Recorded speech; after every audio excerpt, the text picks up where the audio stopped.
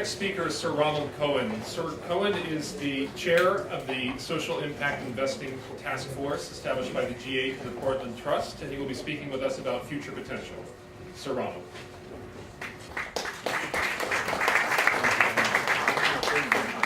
Thank you very much, Ryan, and it's a great honor to be here with you, and I'm inspired and excited to be addressing you. I'm inspired by the words of Pope Francis and by his actions and by the actions of Cardinal Turkson in putting this agenda before His Holiness and in bringing you all together. The call of His Holiness is a call that can only be answered by a revolution in the way that we tackle social issues. And I will tell you why I think we're on the brink of that revolution. All of us are here for one reason, principally. It's to help others.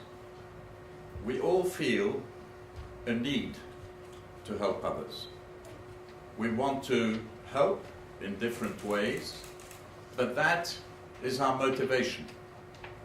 Now, if you look at what the Church has done over millennia, it has had the sense of mission to tackle a lot of social issues. But by the time the Industrial Revolution came to my country, to the UK, the Church began to encourage philanthropists. And philanthropists began to take it on themselves to deal with social issues. It was not governments that picked up the challenge. It was individuals. And they worked to try to palliate some of the consequences of industrialization. And by the end of the 19th century, the beginning of the 20th century, government recognized them. It gave them tax incentives. It allowed them to create foundations which had the capital to tackle social issues. And until the 1930s, developed countries relied on these foundations to tackle social issues. But by the middle of the 1930s, philanthropists realized they couldn't do it all. And government began to step in. By the middle of the 1940s, welfare states were being established that accepted the obligation to deal with those who are left behind. And today, what's happening to those welfare states? They're throwing up their hands and they're saying we can't cope.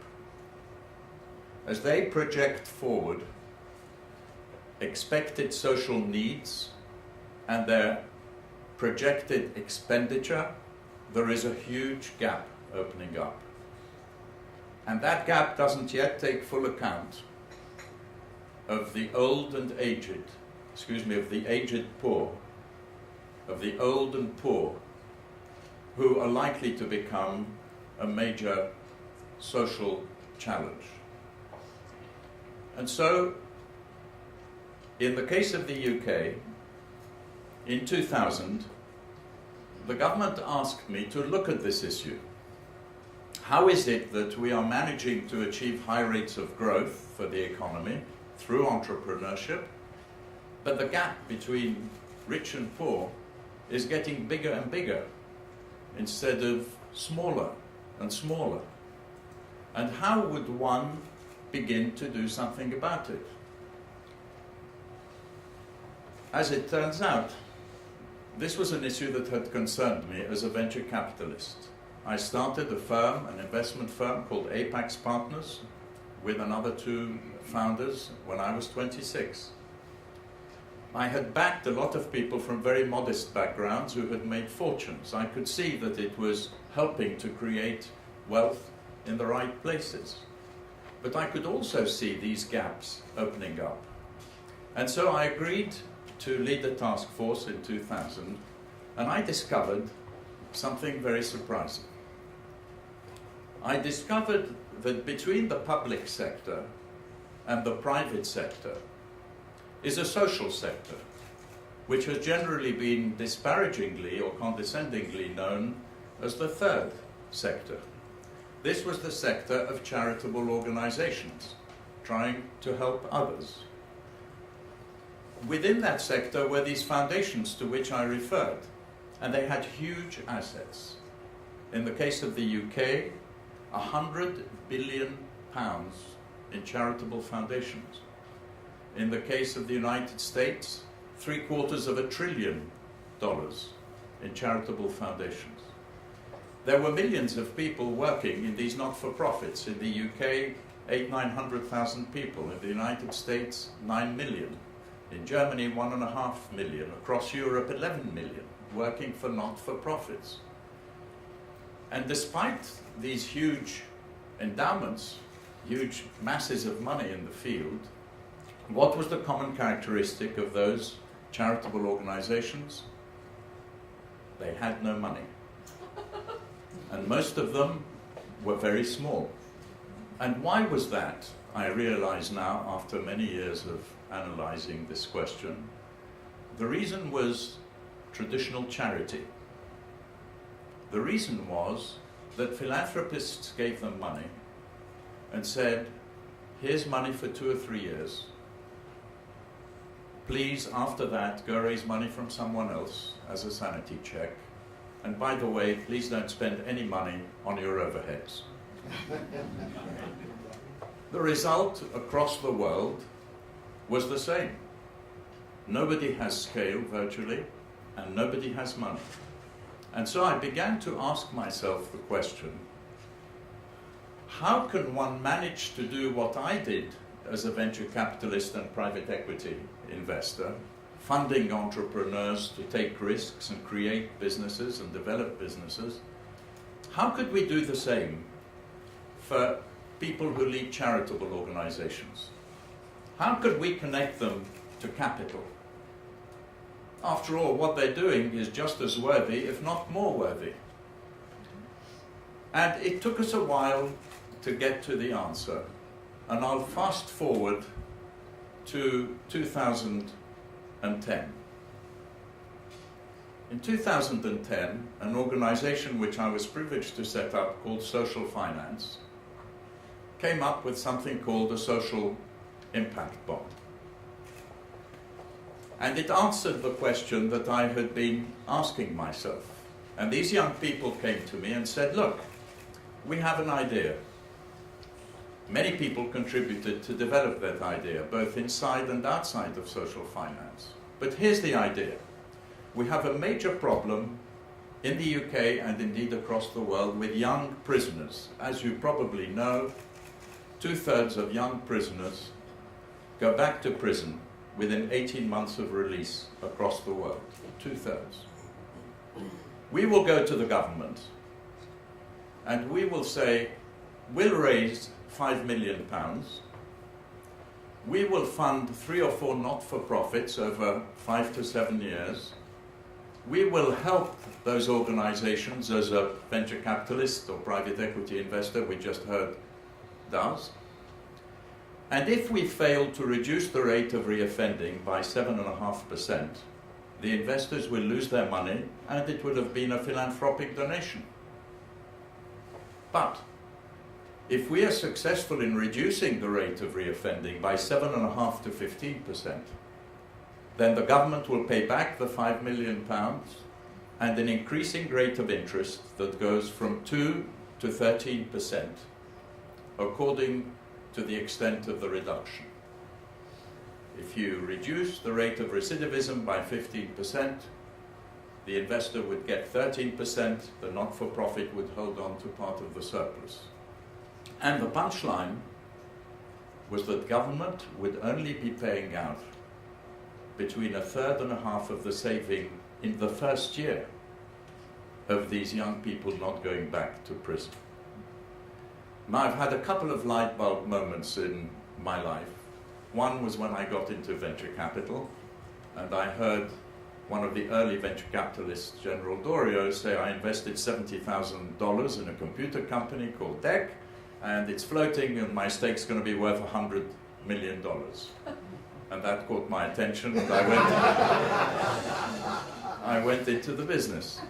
The second light bulb moment is this one, because I realized that what we had potentially fashioned was the key to the capital markets for those who come from the financial world, the key to raising money for entrepreneurs who had a social purpose, even if they were working in a not-for-profit. If you could measure an improvement and tie it to a financial return, you would be able to raise capital. I'll fast forward again.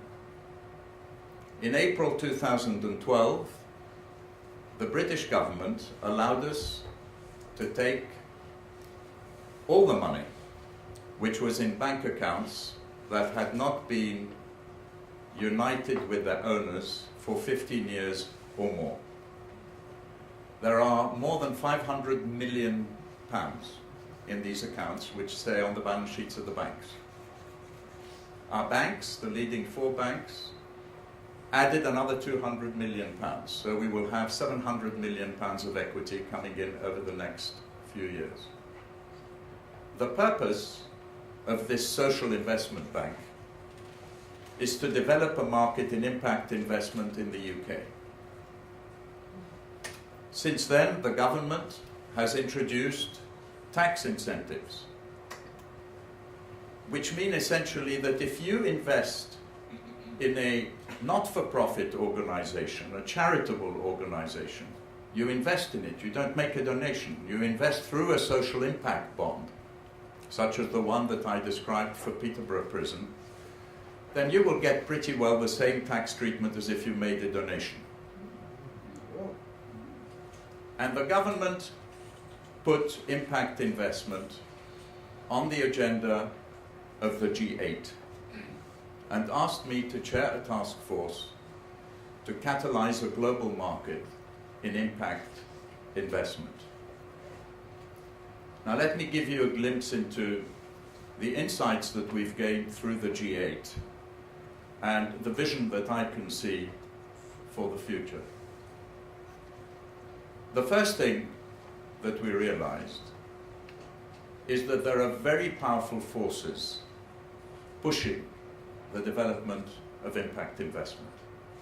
One is governments who just don't have the money and have to fund their activities in the capital markets. They have to attract some of the trillions of dollars which are in investors' pockets. A second one is investors, because believe it or not, there's more than $10 trillion in socially responsible investment that seeks to do more than just make a profit. It seeks to prevent harm, mainly, at an environmental or at a social level. And I should emphasize for all of you that you can add environmental every time I say the word social. The same approaches apply in both areas. And the third powerful force is a generation of young people that wants to do more than just make money. There is a change in values. Many young people want to do more meaningful things. Many older people too, as we can see in this room. But many young people want to do more meaningful things. And so what the G8 established task force has done, and incidentally Australia has been added on because it leads the G20 and has already issued 2 social impact bonds. They call them social benefit bonds. And incidentally, I should say, there are 26 social impact bonds across the world now. Many people thought that prisoner reoffending would be the only issue that would work because a lot of the information was on police computers.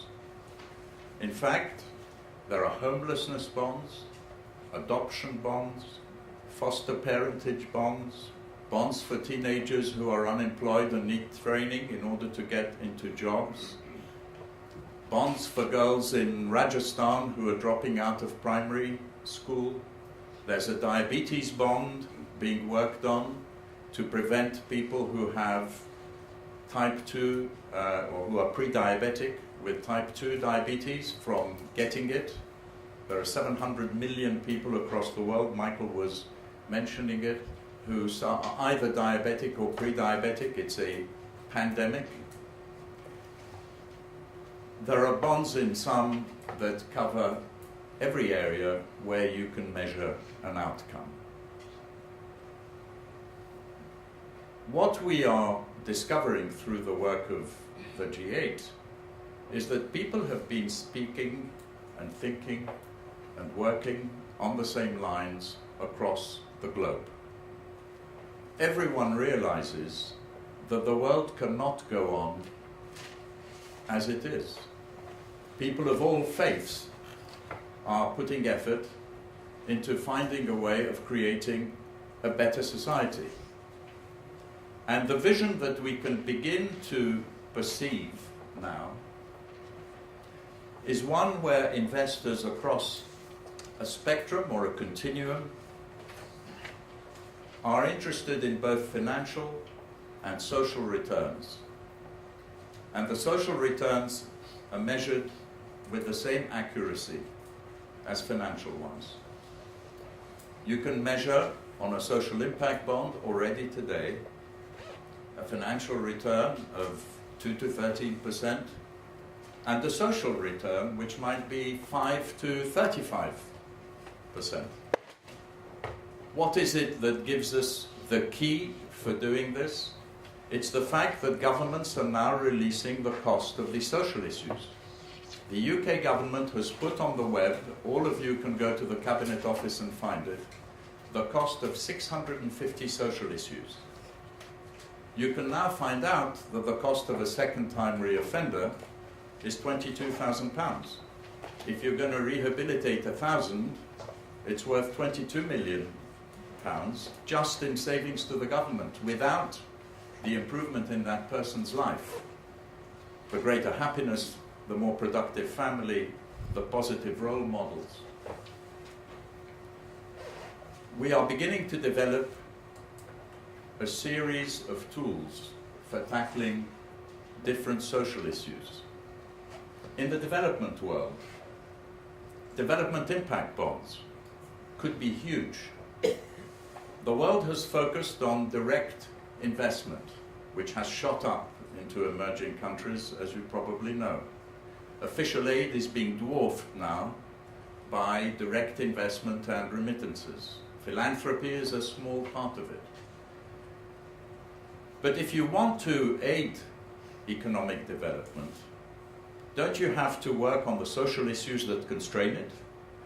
Don't you have to work on literacy, on dropout rates from school, on attainment levels in education at every level? Don't you have to work on sickness? I talked about malaria. There's a sleeping sickness social impact bond being organized in Uganda now. Don't you have to work on the training of the unemployed? And if we are able to find entrepreneurs, leaders of organizations working across continents who see their mission as innovation and scaling up of their organizations so that they can affect a significant number of people, how far could this go? Well, the answer is, what does it look like from an investor's point of view? There's $10 trillion in socially responsible investment today. How much of that might go into impact investing? Socially responsible investment, for those of you who are not from the financial world, is a very broad category of companies, large companies that are more socially or environmentally aware. We can add to that environmental, social and governance aware companies and corporate social responsibility. They're all acronyms to describe good intentions without measuring very much. How much of that 10 trillion could go to fund organizations that are seeking directly to improve the lives of people. Well, if you look at it from an investor's point of view, this could really be the Holy Grail. Why? Because there is no correlation between the results that you get from a recidivism bond or from a literacy bond and the stock market. If the stock market goes up or down, that's not going to affect the ability of leaders such as those in this room and those that they support to improve literacy levels. For those who come from the investment world, if we can deliver 7 to 10% uncorrelated returns within the absolute return part of a portfolio through social impact bonds and development impact bonds, what percentage of portfolios of the 200 trillion across the world should be in that? Well, the answer is several percent. Several percent. How much should be in impact venture capital, which measures social outcomes, such as the organizations that we've just heard do? How much should be in impact private equity, where in Australia they bought an $800 million sales business which was dealing with preschool care and turned it into a not-for-profit and repaid the debt that they used to fund it 3 years early? How much can be in impact real estate, taking and rehabilitating, refurbishing buildings in poor areas? The answer is a colossal amount. So where should the church play a role in all of this? Now, many of you don't know. I mean, you know I'm not an expert on the church, right? But many of you don't know that I spent the first 11 years of my life in Egypt, and my schooling was at the schools of St. John the Baptist. So I was educated in Catholic schools. And an excellent education it turned out to be when I arrived in the UK, I must say. What could the role of the church be? Well, I benefited from a conversation over lunch with one of you who said, you know what, in a way, it's an evolution in the concept of caritas.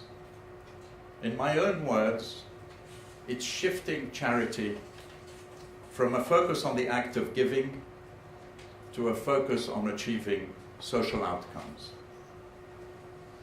We've heard a lot about the invisible hands of markets. And the invisible hands of markets were supposed to be palliated by equality of opportunity. But we all know in this room that while that was the slogan 40 years ago, it's turned out to be an empty slogan. Because if you're born into the wrong family, equality of opportunity means nothing. You can't escape your conditions. And so we are beginning to reshape the concept of philanthropy. We are saying, in addition to giving, we should continue to give just as much as we are giving now. But in addition to giving, we should do philanthropic investing. It will enable organizations to scale. They will accept the discipline of delivering outcomes and valuing them. And this investment can come from their balance sheets of these foundations or families. It doesn't have to come out of their grant budget. And so the reshaping of the concept of caritas, or the evolution in the concept of caritas, is a message that the church could amplify across the world. What we have described in the previous sessions and in my comments today is that there is an invisible heart to markets. And Adam Smith wrote 2 famous books.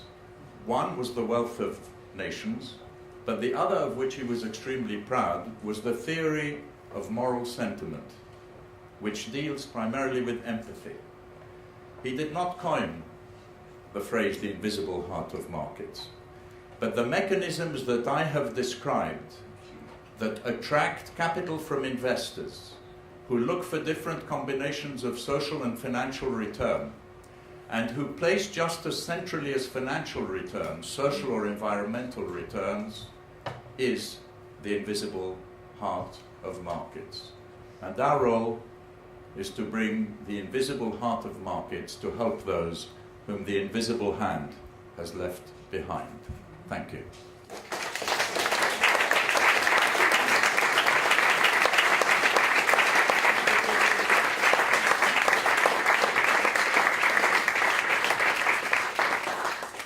I told you I was excited. I don't know if we have time for We do have time for questions, yes. Thank you very much for that, Sir Ronald. I was interested in hearing about the tax incentive that the British government has now allowed for. Could you just explain that a little bit more? Because Yes. I think I heard a ooh when you said that.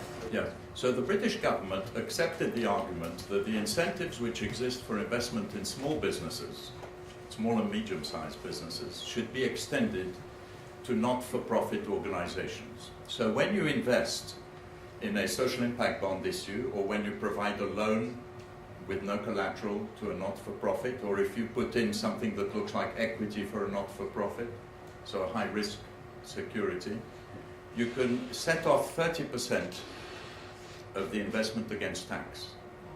And if you lose your investment, you can set off the loss against capital gains or income tax. Capital gains tax or income tax, which effectively means that you're taking a risk on half of your money, which is pretty well the same as a philanthropic donation. Have you found other nations willing to consider that policy? We are finding, I should explain, I'll answer your question and I'll explain why I can say it. We are finding across the world that there are groups of people like us in influential positions in their communities who are saying to their governments, you have no choice. You have to do this. The cohesion of our society is going to be threatened in a major way. This is a way for you to set new benchmarks on how to achieve the best, somebody had it up earlier, cost per successful intervention, if you want to put it in technical terms. So I think different countries will interpret it in different ways, but I hope that we will see certainly the countries that have been involved in the G8 effort, which don't include Russia, unfortunately. I hope we will see those countries certainly move in that direction. Of course, in the United States, there are already all sorts of incentives through the new markets tax credit and CRA legislation and so on and so on. But I would hope that we will see tax advantage flows of capital increase significantly. Is there a variant of the social impact bond which works in markets where the government does not spend the money already, like in parts of Africa, Indonesia? Yes. So there are two different answers to your question. In the case of Africa, there are many outcomes funders coming forward in the form of the official aid arms of different governments. So DFID, which is the UK's international development arm, has said it is prepared to be an outcomes funder as well as an investor in social development impact bonds. Often people try to give the local government a stake in success, so they require the local government to pay a small amount. And in some cases, we are seeing corporates, big corporations, interested in acting as outcomes funders on social issues that concern their business.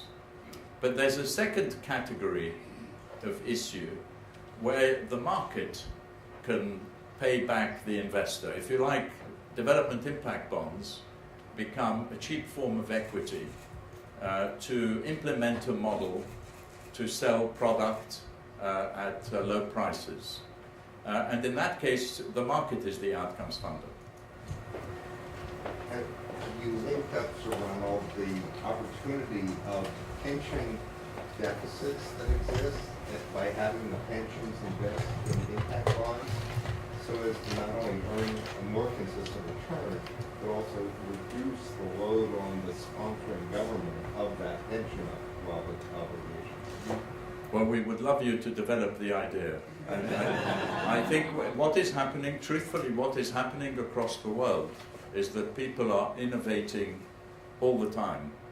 And pension fund money poses a particular challenge, because in the case of a foundation which is in existence to achieve a social purpose, you can see the trustees accepting a lower return on their endowment, hopefully one day, a lower return in return for a high social return. But with a pension fund, the fiduciary responsibility suggests that people will want a minimum rate of return.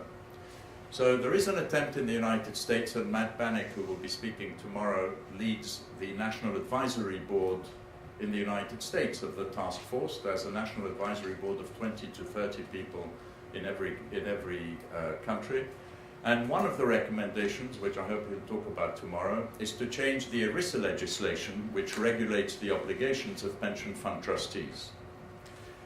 What we've seen in the UK is that a group of pension funds from local authorities, who are the main providers of social services are generally provided at a local level, so it's the states in federal systems, it's the local authorities in the case of unitary governments like the UK.